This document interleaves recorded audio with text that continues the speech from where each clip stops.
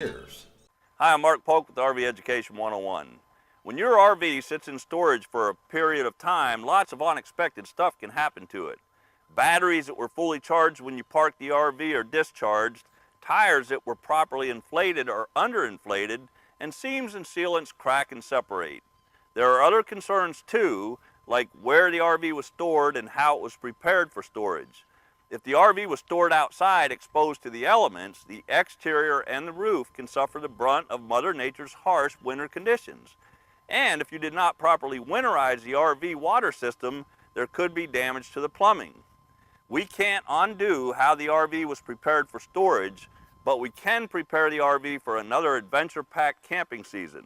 Let's take a look at 5 important RV spring checks. Every spring, when the threat of freezing temperatures dwindles, I head to the garage to perform some important RV spring checks. There are probably 50 or more checks we could make on our RV, but today I want to discuss 5 RV spring checks I consider absolutely essential. Check number 1, RV batteries. The condition of your RV batteries depends on how well they were cared for when they were in storage. A battery in storage can lose up to 10% of its charge every month. If you checked and recharged the battery periodically during storage, the battery should be ready to go. If you did not check and recharge the battery, the first step is to fully charge the battery. After the battery is fully charged, check and add distilled water as required. If the battery was removed for storage, reinstall the battery and make sure it is connected properly. The next check is the RV water system. If the water system was winterized, it needs to be de-winterized. There are 3 important tasks we want to accomplish when we de-winterize the RV water system.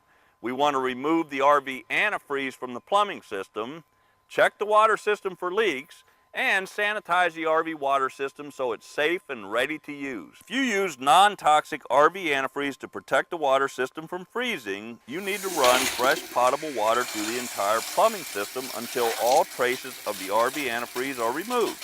To do this, connect a potable water drinking hose to the city water connector on the RV and run fresh water through the entire plumbing system to include the sinks, shower, outside shower, toilet, and washing machine if applicable. After all traces of the RV antifreeze are removed, you can reinstall any water filter cartridges that were removed for winter storage. The RV antifreeze that was in the plumbing system is now in the gray and black water holding tanks and can be emptied when you have access to a suitable waste disposal site. After the antifreeze is flushed from the water system, it's a good idea to sanitize the water system.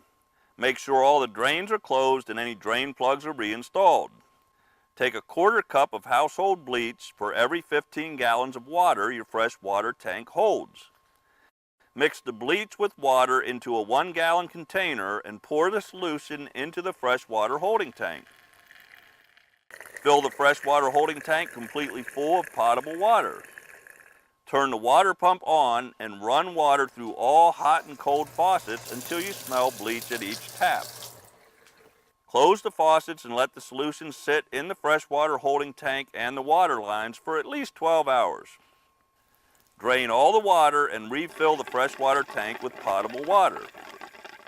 Turn the water pump on and open all faucets, running the water until you no longer smell any bleach. Check number 3, RV tires. Tires lose a percentage of air pressure sitting in storage. Your RV tires can lose 2 to 3 psi a month. This means they could be dangerously low on air pressure. Check the tire pressure in all tires with a good tire inflation gauge and adjust the inflation pressure to the manufacturer's recommendation based on the load. Don't forget the spare tire. Remember, failing to maintain correct tire pressure based on the load can result in fast tread wear, uneven wear, poor handling, and excessive heat buildup, which can lead to tire failure. Tire manufacturers publish load and inflation tables that should be followed for proper inflation pressure. Check number 4, RV roof, seams, and sealants. Caution, whenever you work on the RV roof, be extremely careful. A fall can result in serious injury or death. Every seam on your RV and anywhere the RV manufacturer cut a hole in your RV has the potential to leak. It's important to take your time and thoroughly inspect all of these seams and sealants on the RV. I recommend inspecting and resealing the seams and sealants on the RV at least twice a year, and possibly more often depending on storage conditions. During your inspection of the RV roof, seams, and sealants, look for signs of cracking or lifted sealants. It's important you consult your RV owner's manual or your local RV dealer for sealants compatible with the different types of materials you are attempting to seal. Check number 5, RV safety devices. When your RV sits in storage, it's quite common for dry cell batteries and safety devices to die. Replace the batteries in all safety devices and test the operation of the carbon monoxide detector, the LP gas leak detector, and the smoke alarm. Lots of RV owners are not aware that safety devices in RVs have expiration dates. I recommend you write the expiration down on the front cover so you remember to replace it when it reaches the expiration date. Inspect all fire extinguishers to make sure they are fully charged. If you have a dry chemical fire extinguisher, turn it upside down and tap the bottom several times to release any powder that's settled to the bottom.